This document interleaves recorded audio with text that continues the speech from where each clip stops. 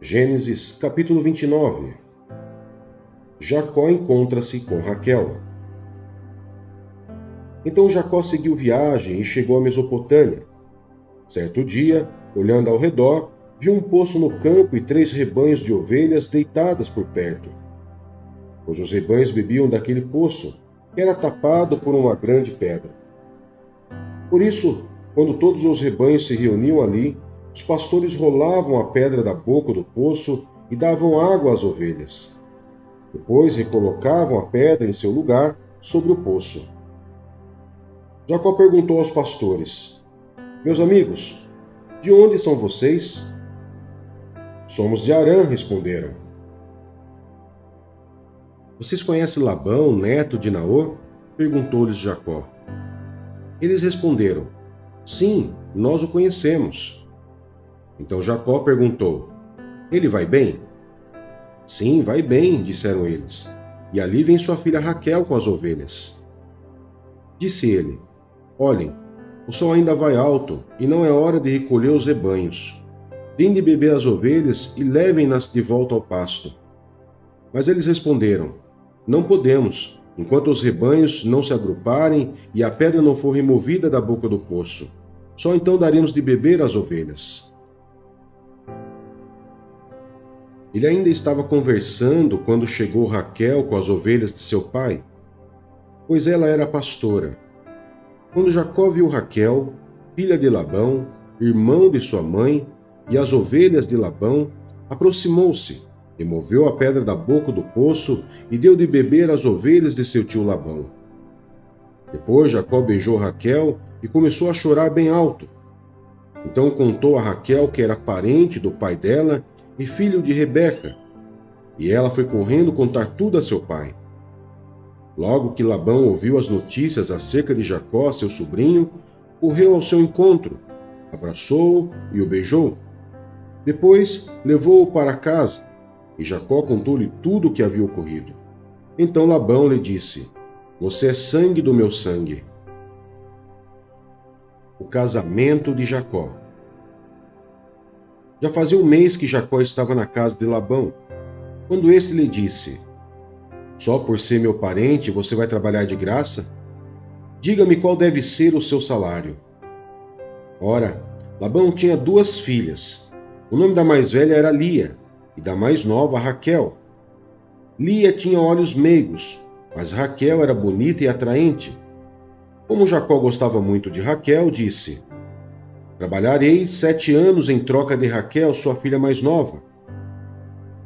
Labão respondeu: Será melhor dá-la a você do que a algum outro homem? Fique aqui comigo.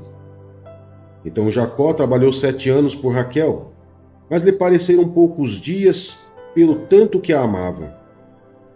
Então disse Jacó a Labão: Entregue-me a minha mulher.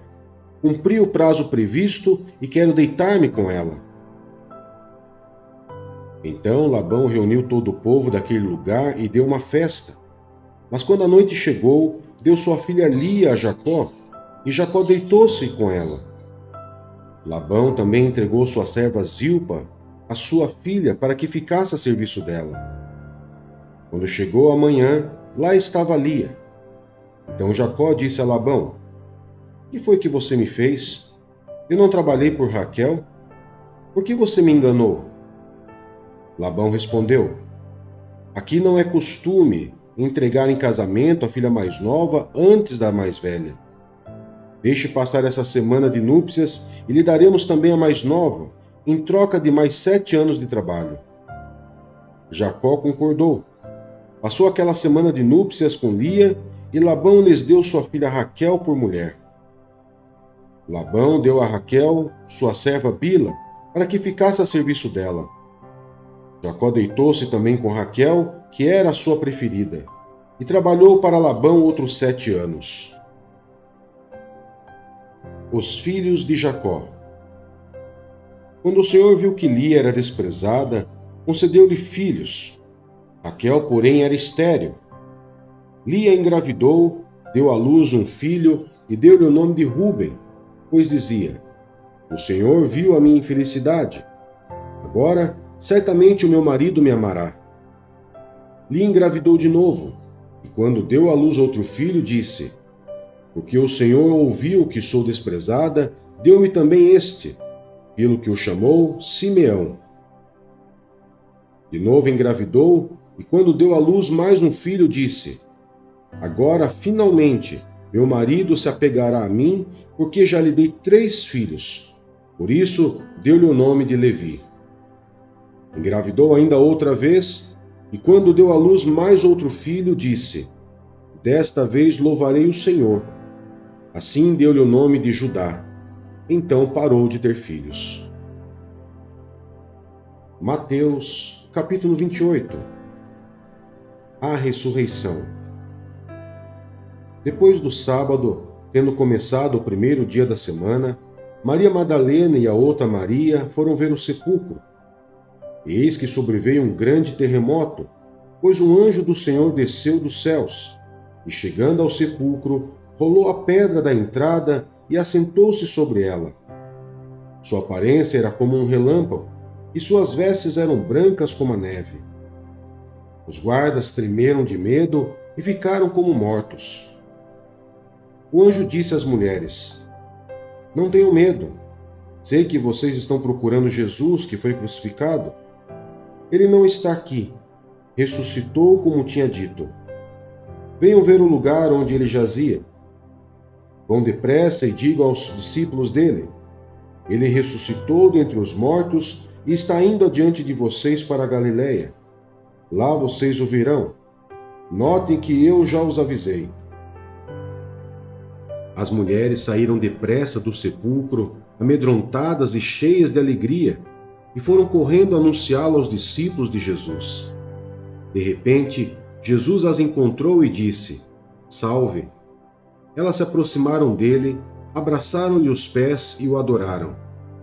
Então Jesus lhes disse: Não tenham medo. Vão dizer aos meus irmãos que se dirijam para a Galiléia. Lá eles me verão. O relato dos guardas. Enquanto as mulheres estavam a caminho, alguns dos guardas dirigiram-se à cidade e contaram aos chefes dos sacerdotes tudo o que havia acontecido. Quando os chefes dos sacerdotes se reuniram com os líderes religiosos, elaboraram um plano. Deram aos soldados grande soma de dinheiro, dizendo-lhes: Vocês devem declarar o seguinte: os discípulos dele vieram durante a noite e furtaram o corpo, enquanto estávamos dormindo. Se isso chegar aos ouvidos do governador, nós lhe daremos explicações e livraremos vocês de qualquer problema. Assim, os soldados receberam o dinheiro e fizeram como tinham sido instruídos. E esta versão se divulgou entre os judeus até o dia de hoje. A Grande Comissão. Os 11 discípulos foram para a Galiléia, para o monte que Jesus lhes indicara. Quando o viram, o adoraram, mas alguns duvidaram. Então Jesus aproximou-se deles e disse: Foi-me dada toda a autoridade nos céus e na terra. Portanto, vão e façam discípulos de todas as nações, batizando-os em nome do Pai, e do Filho e do Espírito Santo, ensinando-os a obedecer a tudo o que eu lhes ordenei. E eu estarei sempre com vocês até o fim dos tempos. Esther, capítulo 5. O pedido de Esther ao rei. 3 dias depois, Esther vestiu seus trajes de rainha e colocou-se no pátio interno do palácio, em frente do salão do rei. O rei estava no trono, de frente para a entrada. Quando viu a rainha Esther no pátio, teve misericórdia dela e estendeu-lhe o cetro de ouro que tinha na mão. Esther aproximou-se e tocou a ponta do cetro. E o rei lhe perguntou: Que há, rainha Esther? Qual é o seu pedido? Mesmo que seja metade do reino, lhe será dado. Respondeu Esther: Se for do agrado do rei, venha com Amã a um banquete que lhe preparei. Disse o rei: Tragam Amã imediatamente, para que ele atenda ao pedido de Esther. Então o rei e Amã foram ao banquete que Esther havia preparado. Enquanto bebiam vinho, o rei tornou a perguntar a Esther: Qual é o seu pedido? você será atendida. Qual o seu desejo? Mesmo que seja metade do reino, lhe será concedido. E Esther respondeu: Esse é o meu pedido e o meu desejo. Se o rei tem consideração por mim, e se lhe agrada atender e conceder o meu pedido, que o rei e Amã venham amanhã ao banquete que lhes preparei. Então responderei à pergunta do rei. A ira de Amã contra Mardoqueu. Naquele dia, Amã saiu alegre e contente, mas ficou furioso quando viu que Mardoqueu, que estava junto à porta do palácio real, não se levantou nem mostrou respeito em sua presença.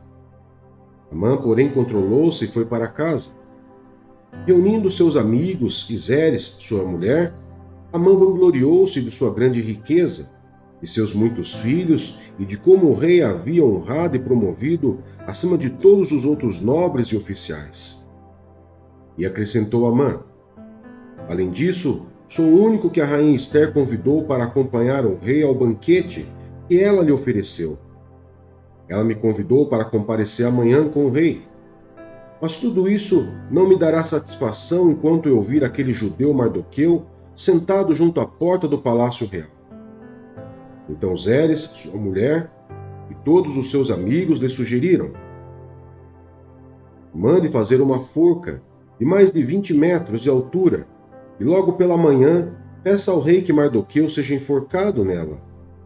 Assim você poderá acompanhar o rei ao jantar e alegrar-se. A sugestão agradou a Amã e ele mandou fazer a forca.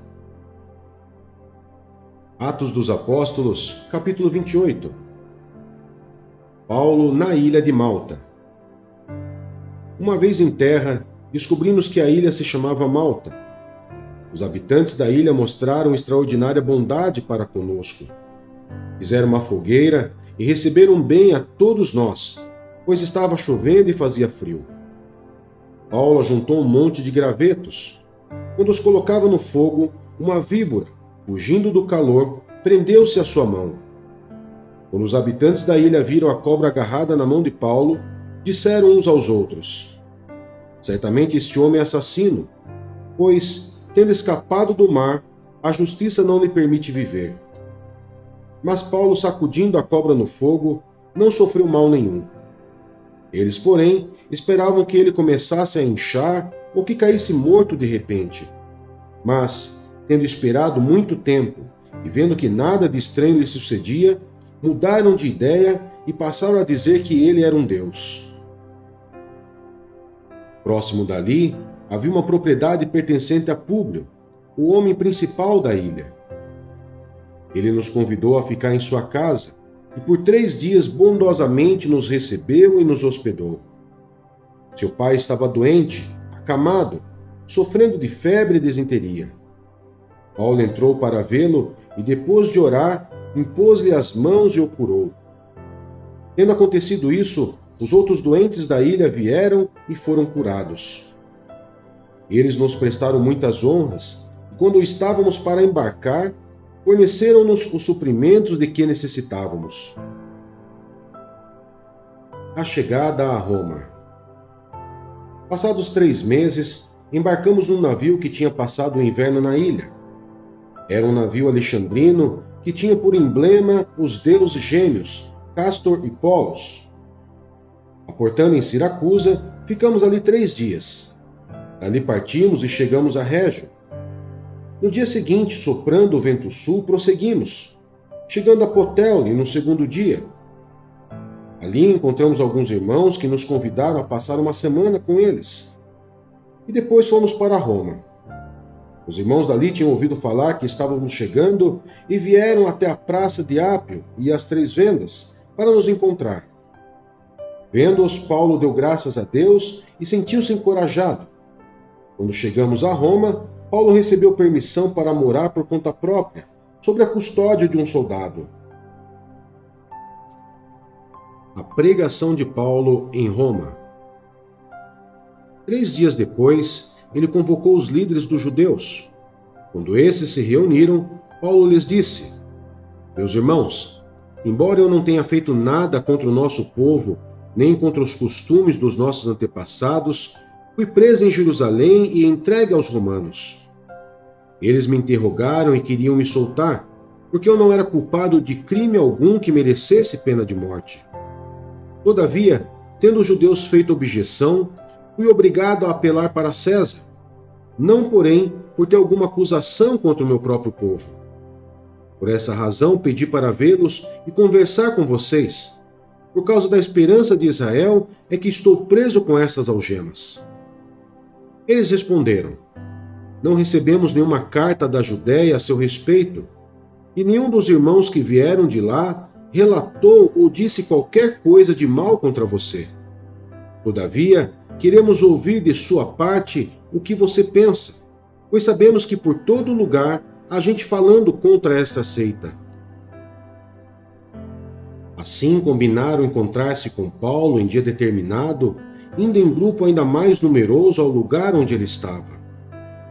Desde a manhã até a tarde, ele lhes deu explicações e lhes testemunhou do reino de Deus, procurando convencê-los a respeito de Jesus, com base na lei de Moisés e dos profetas. Alguns foram convencidos pelo que ele dizia, mas outros não creram. Discordaram entre si mesmos e começaram a ir embora, depois de Paulo ter feito esta declaração final. Bem que o Espírito Santo falou a seus antepassados por meio do profeta Isaías: vá a este povo e diga: ainda que estejam sempre ouvindo, vocês nunca entenderão. Ainda que estejam sempre vendo, jamais perceberão. Pois o coração deste povo se tornou insensível, de má vontade, ouviram com seus ouvidos e fecharam seus olhos. Se assim não fosse, poderiam ver com os olhos, ouvir com os ouvidos, entender com o coração e converter-se, e eu os curaria. Portanto, quero que saibam que esta salvação de Deus é enviada aos gentios. Eles a ouvirão. Depois que ele disse isto, os judeus se retiraram, discutindo intensamente entre si. Por 2 anos inteiros, Paulo permaneceu na casa que havia alugado e recebia a todos os que iam vê-lo. Pregava o reino de Deus e ensinava a respeito do Senhor Jesus Cristo, abertamente e sem impedimento algum.